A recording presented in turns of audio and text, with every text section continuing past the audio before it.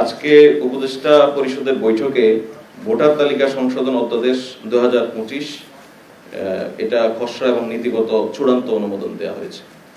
এটা জাস্ট যে আইনি ব্যাখ্যাটা আছে, আমি ওই জটিল আইনি ভাষায় না গিয়ে আপনাদেরকে একদম সহজে বলি। সেটা হচ্ছে এক্সিস্টিং যে সিস্টেম, সেই সিস্টেম অনুযায়ী বাংলাদেশের নাগরিকদের যে সমস্ত ব্যক্তিরা ভোটার হওয়ার উপযোগী হন, অর্থাৎ যাদের বয়স 18 হয়, তারা শুধুমাত্র ওই বছরের ডিসেম্বরের মধ্যে যাদের বয়স 18 হয়, সেই বছরের জানুয়ারিতে এসে যে হালনাগাদটা হয়, সেই হালনাগাদ তালিকায় উনি আসেন। প্রতি বছর জানুয়ারির 2 তারিখে এই খসড়া তালিকা ইলেকশন কমিশন প্রকাশ করে এবং মার্চ মাসের 2 তারিখে চূড়ান্ত তালিকা প্রকাশ করে। তাহলে দেখা যায় যেটা, যে পরবর্তী যে নির্বাচনটি অনুষ্ঠিত হয়, সেই নির্বাচন অনুষ্ঠিত হওয়ার আগে যে সমস্ত নাগরিকরা 18 বছর বয়সে পৌঁছান, অর্থাৎ ভোটার হওয়ার জন্য এলিজেবল হন, তারা ওই ভোটে ভোটাধিকার প্রয়োগ করার সুযোগ পান না, তারা এই তালিকা থেকে বাদ পড়ে যান। তাদেরকে পরবর্তী নির্বাচনের জন্য আবার অপেক্ষা করতে হয়। এই বাস্তবতায় নির্বাচন কমিশন মনে করে যে ভোটের শিডিউল ঘোষণার আগেই যেহেতু একটি চূড়ান্ত ভোটার তালিকা প্রস্তুত রাখতে হয়, সেক্ষেত্রে শিডিউল ঘোষণার আগে যৌক্তিক সময়ের মধ্যে এই যারা ভোটার হওয়ার উপযোগী হন তাদেরকে ভোটার তালিকায় নিয়ে আসা।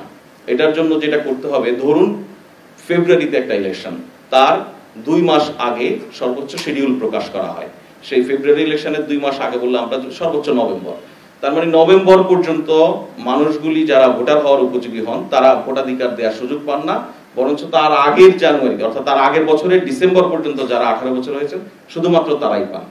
আজকে যেই আইনটি অধ্যাদেশটি অনুমোদন হলো, এর ফলে অন্তত ডিসেম্বরে যদি ভোট হয়, অর্থাৎ যখন নির্বাচনের শিডিউল ঘোষণা হবে তার অন্তত 1 মাস আগ পর্যন্ত যে সমস্ত ব্যক্তিরা 18 বছর বয়স হবেন, ভোটার হওয়ার জন্য এলিজেবল হবেন, তারা ভোটার তালিকায় অন্তর্ভুক্ত হওয়ার সুযোগ পাবেন।